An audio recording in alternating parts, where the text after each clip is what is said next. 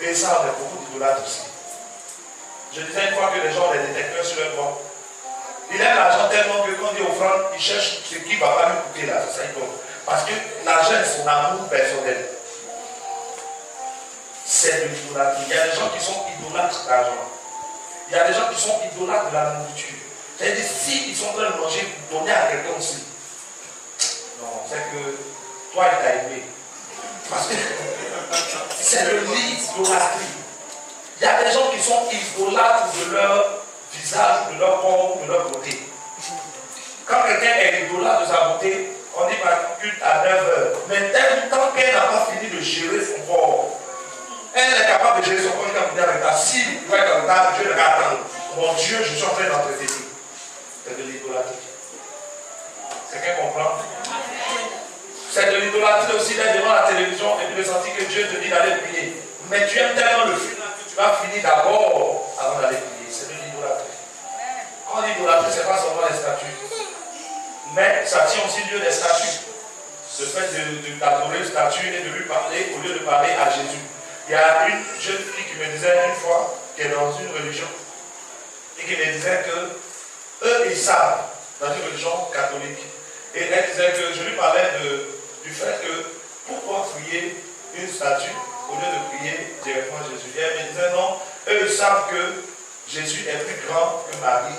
Donc quand eux finissent de prier Jésus, ce n'est pas la Marie. Sinon, le jour où elles sont en train de parler à Jésus, ils ne vont pas peut-être aller vers Marie. Et que même il y a un prêtre un jour qui a pris l'Eucharistie, je pense que c'est ce qu'on dit, et il a enlevé un peu de pain, de truc là dans sa poche, dans la poche de son vêtement. Et il voulait se mettre à genoux devant la statue pour prier. Mais il n'a pas pu. Et il forçait, mais il ne pouvait pas, parce que le pain représente le corps de Christ. Donc Christ ne peut pas se prosterner devant la statue. Quand elle m'a dit ça, je dis non, oui, ce que tu as dit, c'est très bon. Mais si un bout de pain qui représente son corps empêche quelqu'un de se prosterner, mais qui habite dans ton corps? Bon, le bout de pain on le mange, mais il représente Christ. Or, Christ dit j'habite en vous par le Saint-Esprit. Donc, si le pain n'est pas là, tu te prosternes, c'est que Christ n'habite pas en toi, dans sa bouche.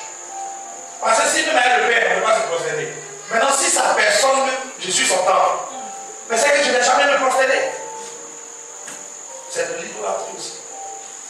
Compris? Donc, quand on parle d'idolâtrie, c'est tout ce que nous aimons plus que Dieu. Il y a des gens qui s'aiment plus que Dieu.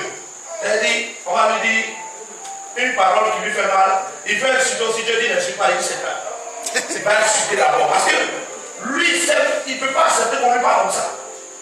En général, ceux qui sont dominés par la colère, ces choses-là, c'est une forme d'idolâtrie. C'est-à-dire, ils ont vécu des choses qui les ont tellement blessés qu'ils ne peuvent plus accepter. Même pour Dieu, il ne peut pas laisser. Il faut qu'il manifeste. Il va dire d'abord pour lui. Elle va dire pour elle d'abord. Quand la fille.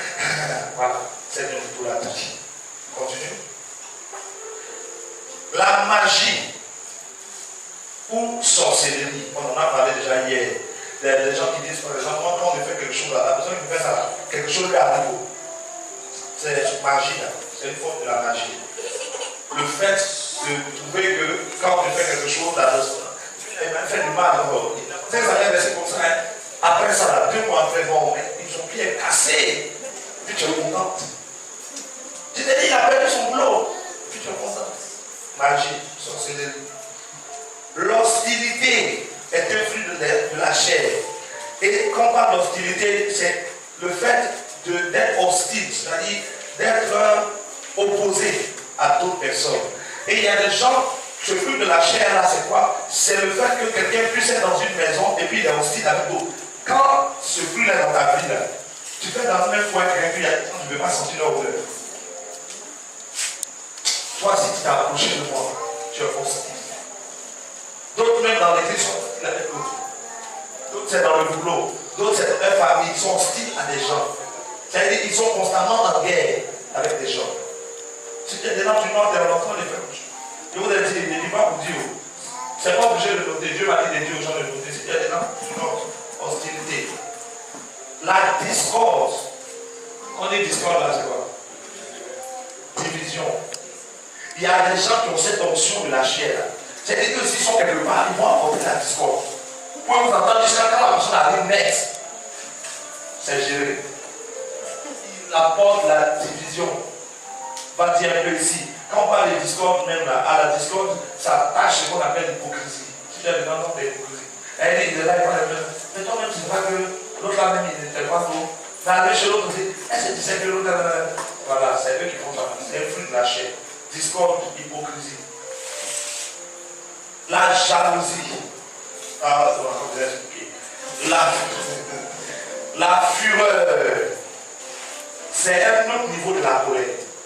Il y a la colère et puis il y a la fureur. Vous voyez un peu? C'est comme si les narines sont enflammées de feu. Quelqu'un peut être en colère sans péché. Dieu ne condamne pas la colère, Dieu condamne le péché attaché à la colère. Mais quand on parle de fureur, c'est une colère excessive. Ça, Dieu condamne. C'est pour ça que hier je disais, des gens qui se fâchent jusqu'à on leur donne manger, disent je ne mange pas. C'est des sorciers. C'est là on parle de fureur. Elle dit, il est en fureur. Tu le touches, son corps même est chaud. Ça ne soit chaud. La fureur, c'est des annonces.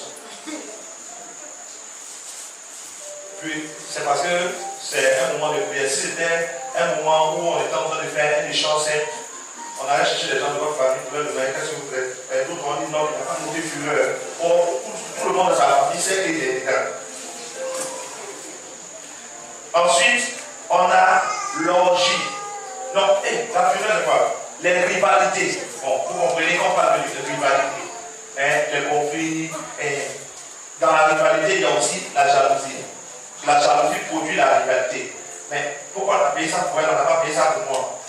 Pourtant, c'est qu'on a payé pour elle. C'est pas parce que tu aimes, mais si on a payé pour elle, tu veux aussi. Parce que tu veux forcément avoir tout ce que les autres ont. La rivalité est attachée l'envie. L'envie, on envie tellement les choses des autres. Même ce que nous on a regardé juste à nous avoir, quand quelqu'un a ça net, et puis on veut. Les femmes, par exemple, ont ce problème-là. Quand elles vont au marché, elles achètent quelque chose net, elles vont porter une fois, et puis ça fait. Pourtant, elles ont déchiré. C'est un fruit de la chair. C'est du gaspillage. Tu vois, le garde-robe rempli d'habits bien portés. Pourtant, on va porter une seule fois. Tu as ce problème-là, non? Alléluia.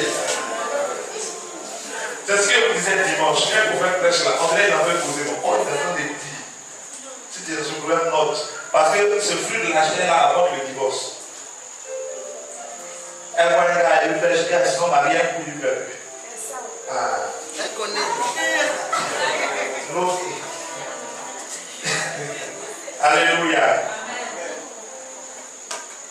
Division, c'est comme discorde, discuter, toujours être en train de discuter. La discorde aussi touche à parler beaucoup. Mais toi, parler beaucoup, discuter, critiquer, tout ça, mettez ça là-bas. Tout ça, c'est le même groupe de chair. Tout ça, plus de la chair. Les envies, on vient d'en parler. L'ivrognerie. L'ivrognerie est l'orgie ou excès de table.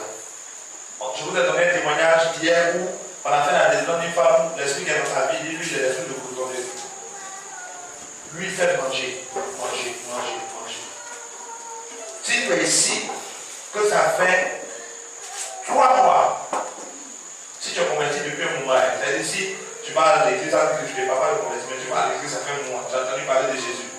Que quand on va 3 mois en arrière, il y a de cela 3 mois en arrière, que tu n'as pas encore pris même un jeûne le matin 15h, demande-moi si pour toi, ce n'est pas la vie. Les chrétiens qui ne jeûnent pas là, vérifiez bien. Ils peuvent être cachés dans votre vie, il est à l'aise là. C'est que si vous n'allez jamais jeûner, quand on dit jeûner, prière, c'est comme si on vous applaudit. Il suffit que même on dit on va jeûner. Si Dieu peut pas être ça, je ne peux pas jeûner. La gloutonnerie doit être dans mon corps. Si aussi quand tu es jeune, tu n'arrives pas à tenir jusqu'à tu manges, et puis tu dis j'ai oublié. Ou bien quand tu as le jeûne, tu dis demain je jeûne le matin, tu te lèves, tu manges. Et puis tu dis hey, j'ai mangé. La gloutonnerie elle est cachée quelque part. Comment quelqu'un peut dire demain je jeûne, et le matin il se lève, il oublie, il mange d'abord.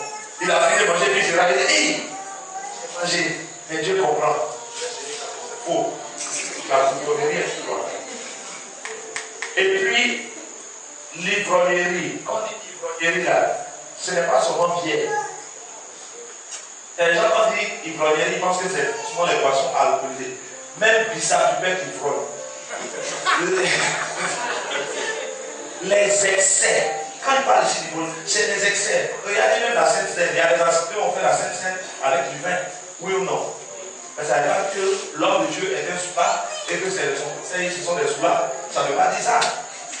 Mais c'est l'excès. L'excès de tout ce qui est boire et manger. L'excès du manger et du boire que Dieu n'approuve pas. Et plus loin, ceux qui deviennent encore plus spirituels même se détachent même de la boisson. C'est-à-dire alcoolisés là, ils laissent. Donc on dit non, Dieu n'a pas empêché. Oui. Mais quand Dieu n'a pas empêché quelque chose, ça ne veut pas dire qu'il dit de le faire. Alléluia. Quand vous regardez Samson, Dieu a dit à la maman de Samson de ne pas boire de boisson pour que l'enfant qui sorte soit sous une onction particulière. Mais Paul dit à Timothée qu'il peut boire parce qu'il est malade. Jésus a multiplié le vin dans un mariage, c'est un contexte. Ce n'est pas le vin dans un maquis. Il y a un contexte dans lequel Jésus a multiplié. Donc je peux, moi, même en tant qu'homme de Dieu, dans un mariage, on peut me proposer un verre de vin, je peux prendre, je n'ai pas péché. Mais tu vois, pour faire dans un cinéma maquis, envoyez deux. Ça là. Même quelquefois que je t'explique que non, mais si on passe de. Je sais que c'est pas péché, mais ça là. La Bible dit tout m'est permis, mais tout n'est pas utile. Je peux manger, même Paul disait, je peux manger des viandes, je peux manger tout, mais pour ne pas que ce soit une pierre d'achoppement, c'est-à-dire pour ne pas que ça choque quelqu'un d'autre, et puis ça fait que la personne va se sentir mal, je ne mangerai même pas s'il faut même ne pas manger des viandes, je ne mangerai pas. À peu près raison, hier, d'autres qui sont ici, c'est Guinness qui les fatiguait, et tout ça. Que Dieu vous délivre au nom de Jésus. Ça, c'est le fruit de la chair que Paul a cité. Paul était un homme comme nous, il a cité ce qu'il a vu. Mais il y a plein d'autres fruits de la chair, vrai ou faux? Tout n'est pas écrit ici. Il y a beaucoup plus que ça. Il y a un fruit de la chair qu'on appelle le mauvais regard. Des gens qui regardent mal. Non, ce que je dis, c'est beau. Ils ont un regard méchant, ça existe. Il y a beaucoup. Il y a beaucoup d'autres fruits. Maintenant, vous regardez dans la liste que Paul a cité, il n'y a pas d'hypocrisie dedans. Mais pourtant, l'hypocrisie était fruit de la chair. Donc, chacun de nous peut savoir quels sont les autres fruits de la chair qui manifestent en sachant ce qu'on appelle la chair. Donc, on va définir maintenant qu'est-ce que la chair. Quand on dit la chair, là, c'est quoi? Tout le temps, on dit la chair, la chair, la chair, la chair. C'est quoi la chair? Dans Genèse 3, on va remonter à Genèse pour comprendre ce que c'est que la chair. Genèse 3.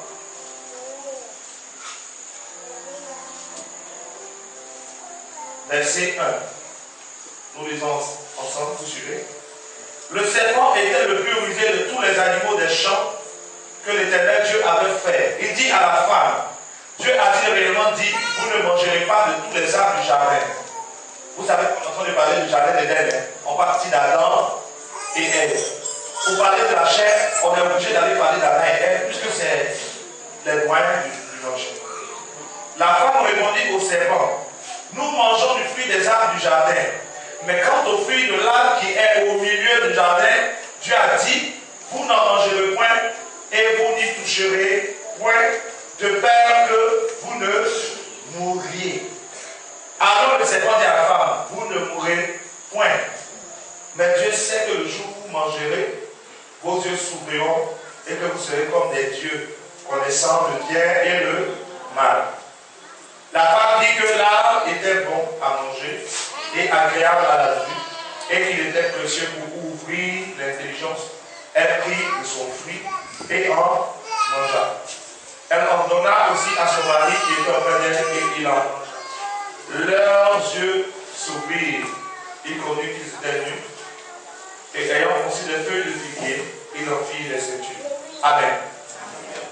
Dieu avait dit quoi? Qu'ils ne devaient pas manger du fruit de l'arbre. Et puis qu'est-ce qu'ils ont fait? Ils ont mangé. Et on dit que dès qu'ils ont mangé, la notion de péché s'est instaurée et c'est ce que nous avons hérité. Aujourd'hui, nous tous naissons pécheurs parce que Adam et Ève ont péché. Si vous lisez bien la Bible, vous allez voir que sans la loi, il n'y a pas de péché. Est-ce que vous savez ça? Si on avait écrit quelque part que ça soit sur un banc en bois est un péché, ceux qui sont sur les bancs, ils allaient se sentir pécheurs. Donc, c'est la loi qui fait qu'on se rend compte du péché.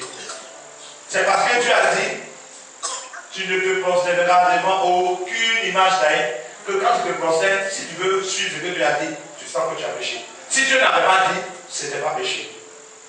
Vous comprenez? En Côte d'Ivoire, par exemple, rouler à droite, est-ce que c'est mauvais? Non, les voitures roulent à droite. Mais alors, les voitures roulent où ça? À gauche. Donc, selon la loi qui est définie dans un lieu, on définit ce qui est bon et ce qui est mauvais. Donc, ce qui est bon en Côte d'Ivoire peut être mauvais dans un autre pays. Ce qui est mauvais là-bas peut être bon ici. Il y a des pays qui ont légalisé le mariage homosexuel. Donc, quand un homosexuel se marie, même il ne se sent pas bizarre, il est à l'aise. Mais ici, ce n'est pas légalisé. Donc, je pense que ici, ce n'est pas légalisé. Donc, ce que Dieu dit fait qu'on arrive à reconnaître ce qui est mauvais ou ce qui est bon. Lorsqu'on dit que Adam et Ève ont péché, quel a été leur péché? C'est d'avoir entendu ce que Dieu dit et d'avoir choisi de faire autre chose. Dieu avait dit, ne touchez pas l'arbre qui est au milieu du jardin. Ève a choisi de toucher. Qu'est-ce qui a fait que Ève a touché? Regardez le verset qui précède ce que je suis en train de dire. Le verset 6. La femme, c'est quel verbe qui vient? La femme, vie c'est quoi? C'est quel organe ça touche? Les yeux. Ensuite, la femme dit que l'arbre était bon à manger. C'est quel organe? Bouche. Ça fait combien d'organes qui sont touchés? L'œil c'est quoi? C'est quel sens? La vue. Manger c'est quel sens? Le goûter. Elle vit que l'arbre était bon à manger et agréable à la vue, et qu'il était précieux pour ouvrir l'intelligence. Elle prit de son fruit et en mangea. Elle en donna aussi à son mari qui était auprès d'elle. Elle prit aussi, qu'est-ce qu'elle utilise souvent? C'est quel organe? Le toucher. Donc, les différentes parties du corps ont été utilisées pour que l'homme soit appelé pécheur. Parce que les différentes parties du corps ont été utilisées pour faire quelque chose que Dieu avait dit de ne pas faire. On a défini le péché comme venant de la chair. Je ne sais pas si vous comprenez. Je reviens, je réexplique. Elle s'apprête à désobéir à ce que Dieu a dit. C'est le péché. Mais la Bible dit que Adam a péché dans la chair. On peut pécher en esprit. Est-ce que vous savez ça? On peut pécher en esprit sans que la chair ne participe. Quand Jésus dit, il suffit qu'un homme regarde une femme, c'est comme si il n'a pas fait. Mais en esprit, il a péché. Il y a des gens qui le regardent, ils savent qu'il ne peut pas te frapper, mais dans son esprit, il t'a tué. Parce que ce qu'il pense en lui contre toi, si toi-même tu entends, c'est pire même que si tu avais tué. On peut pécher en esprit. Mais le péché qui nous a contaminés est un péché dans la chair.